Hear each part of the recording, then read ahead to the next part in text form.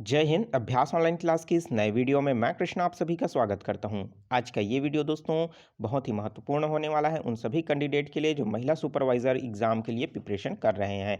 दोस्तों ये जो टॉपिक है हमारा आज का है वो गणित का नया सेशन स्टार्ट कर रहे हैं और गणित का दोस्तों ये पहला क्लास है जिसमें हम संख्या पद्धति के बारे में समझेंगे, नंबर सिस्टम के बारे में समझेंगे कि क्या है, कैसा है, यहाँ से प्रश्न किस तरीके से पूछा जाता है और व्यापम जो है यहाँ से आप कठिन प्रश्न जो है पूछना स्टार्ट कर दिया है। तो दोस्तों जब तक आप बेसिक को नहीं पहुंच जानोगे तो आपको क्वेश्चन को सॉल्व करने में क्या होगा, थोड़ा सा दिक्कत होगा। तो वीडियो को दोस्तों बने रहिए, लास्ट तक जरूर देखिए क्योंकि हम इसमें चुटकियों में हल करना सीखने वाले हैं इस वीडियो में। तो सबसे पहले चलिए दोस्तों वीडियो स्टार्ट करते हैं।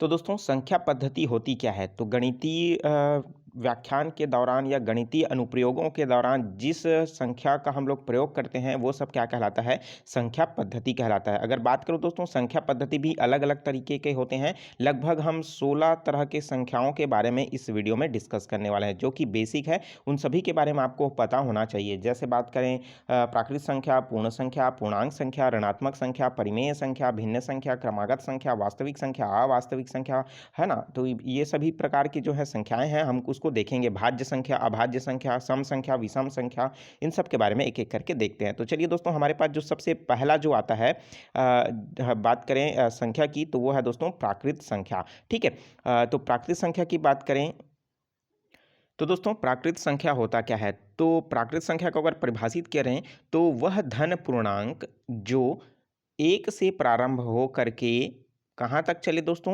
अनंत तक चलता है, उसे हम क्या कहते हैं? प्राकृत संख्या कहते हैं। ठीक है। अब इसमें एक चीज आपको ध्यान रखना है, प्राकृत संख्या कभी जो है ऋणात्मक नहीं होगा। ऋणात्मक मतलब ऋण 1 या ऋण 2 या फिर ऋण 3, मतलब कहा जाए तो एक से कम वो कभी हो ही नहीं सकता। और इधर आगे बढ़ाएं तो आपको पता होगा ये अनंत तक चलने वाली संख्या है, उसको हम क्या कहेंगे? प्राकृत संख्या या फिर नेचुरल नंबर के नाम से जानते हैं। ठीक है।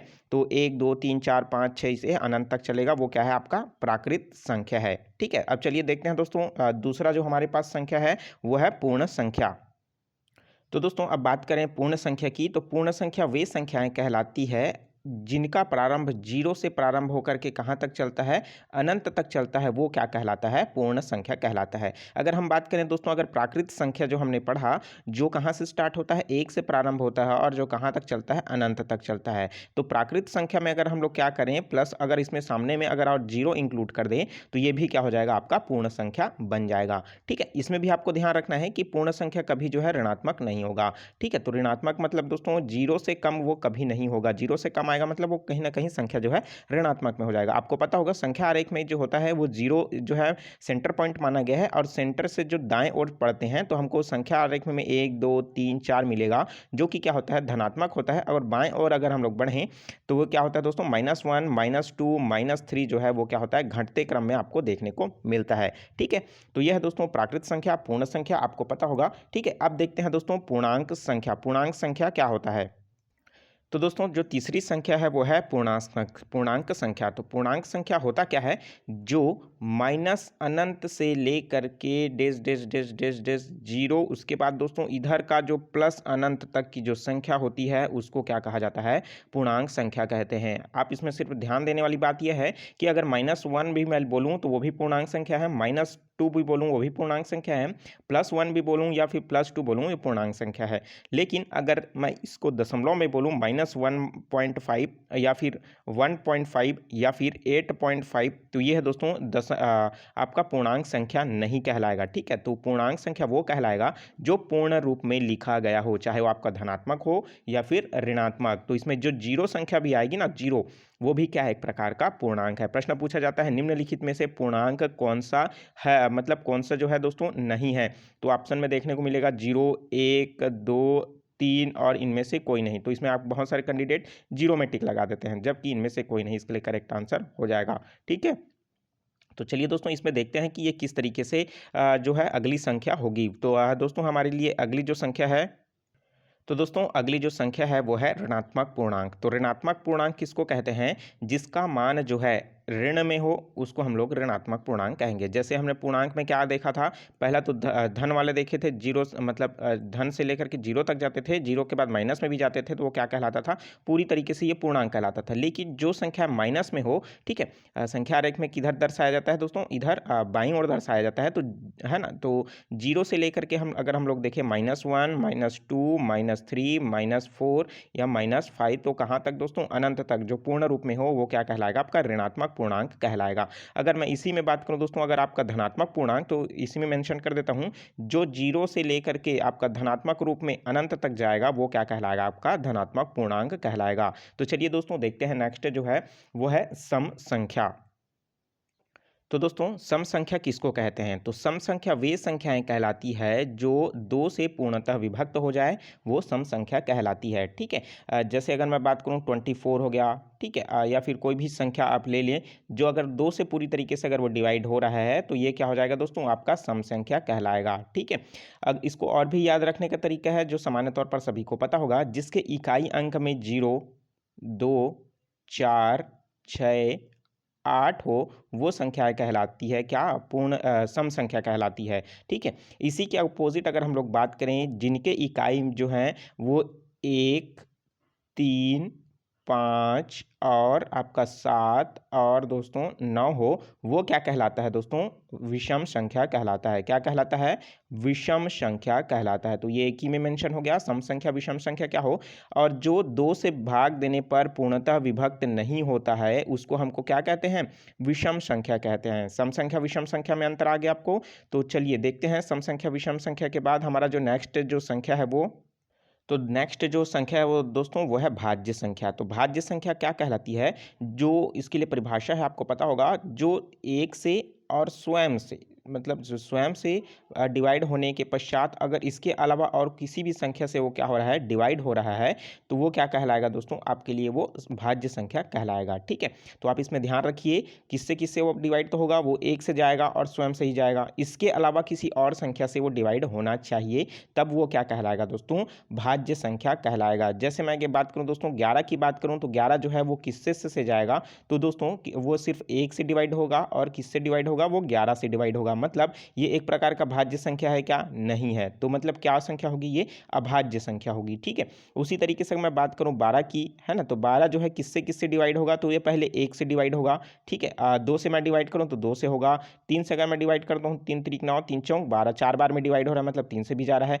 4 में डिवाइड करूं तो दोस्तों 4 4 4 दूनी 8, 4 तिया 12, 4 से भी डिवाइड हो रहा है, 5 से नहीं हो रहा है, 6 से डिवाइड हो रहा है, मतलब 6 दूनी 12 हो जाएगा, और किससे जाएगा, 12 से जाएगा। मतलब 12 जो संख्या है वो इतनी सारी संख्याओं से क्या हो रहा है, डिवाइड हो रहा है। तो इसके लिए क्या हो जाएगा दोस्तों, 12 जो कौन सी संख्या होगी, भाज्य संख्या हो जाएगी। ठीक है, प्रश्न इसमें जो पूछा जाता है दोस्तों कि वो दो को लेकर के पूछा जाता है कि दो जो है वो एक प्रकार का क्या है, किस प्रकार की संख्या है, भाज्य संख्या है, अभाज्य संख्या है। तो दो जो है एक प्रकार का क्या है दोस्तों, अभाज्य संख्या है, क्योंकि हमने जो भाज्य संख्या के परिभाषा पढ़ा है ना, जो एक और स्वयं से जाता हो वो क्या कहलाता है आपका, मतलब इसके अलावा और किसी से जो जाता है वो क्या कहलाता है, भाज्य संख्या। लेकिन जो अभाज्य संख्या होगी, जिसके बाद हम नेक्स्ट जो आता है वो है अभाज्य संख्या, इसी में मेंशन कर देता हूं।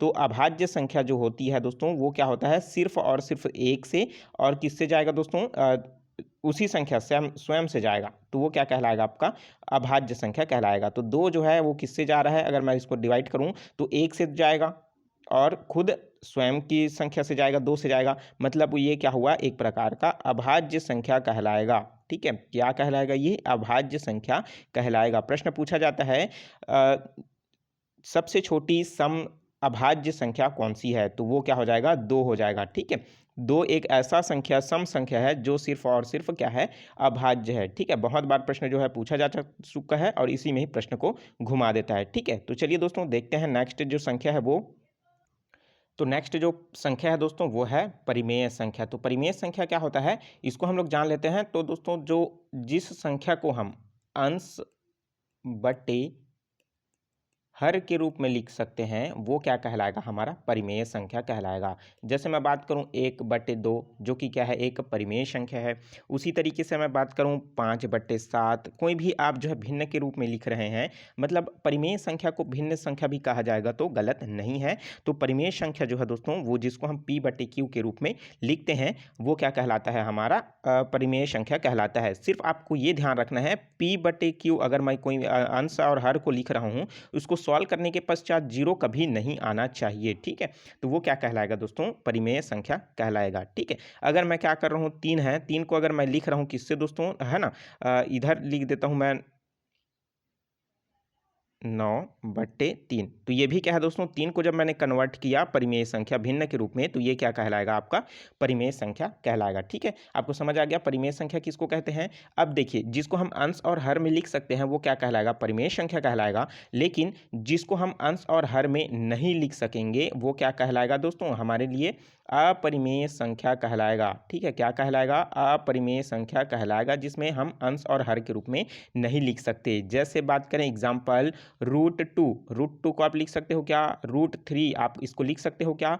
तो देखिए उसी तरीके से एक मान क्वेश्चन पूछा जाता है, पाई परिमेय संख्या है कि अपरिमेय संख्या है। तो प्रश्न पूछा गया है व्यापा में और साथ ही साथ CGPSC में। तो दोस्तों जो पाई जो है वो कौन सी प्रकार की संख्या है, ये है अपरिमेय संख्या है। अगर इसी को प्रश्न को घुमा करके पूछे तो 22/7 को दे दे तो वो किस प्रकार की संख्या है।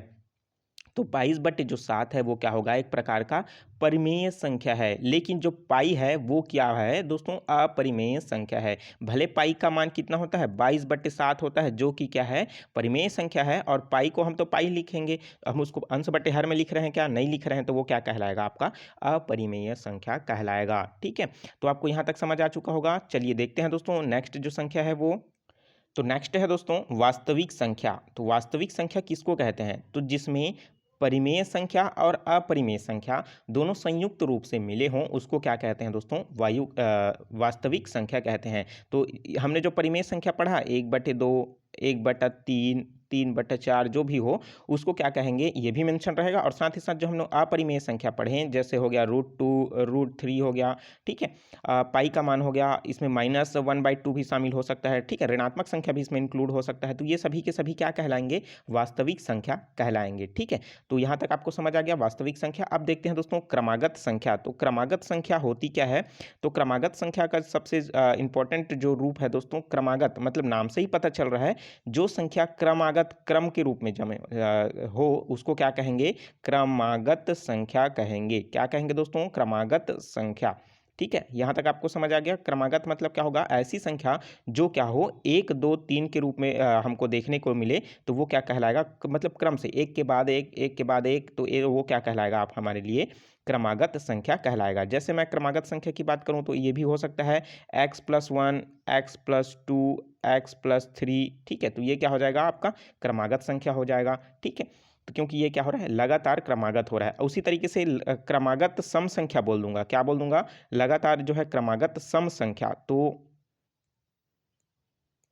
दोस्तों क्रमागत सम संख्या से अभिप्राय है ऐसा क्रम जिसमें क्या हो, लगातार सम संख्याओं का क्रम होता हो। जैसे मैं बात करूं क्रमागत सम संख्या मतलब 2 4 6 8। इसी तरीके से अगर मैं कोई बोल दूं 124 हो गया, उसके बाद नेक्स्ट सम संख्या क्या होगा, 126 हो जाएगा, उसके बाद क्या हो जाएगा, 128 हो जाएगा। तो ये सभी के सभी क्या कहलाएंगे दोस्तों, क्रमागत सम संख्या कहलाएगा। उसी तरीके से क्रमागत विषम संख्या बोल दूंगा तो क्या हो जाएगा, 1 हो जाएगा, 3 हो जाएगा, 5 हो जाएगा, ठीक है। उसके बाद क्या हो जाएगा, 7 9 11। तो ये क्या हो जाएगा, लगातार चलेगा जो क्रम में होगा। तो ये क्या कहलाएगा, आपका क्रमागत विषम संख्या कहलाएगा, और ये क्रमागत सम संख्या कहलाएगा, ठीक है।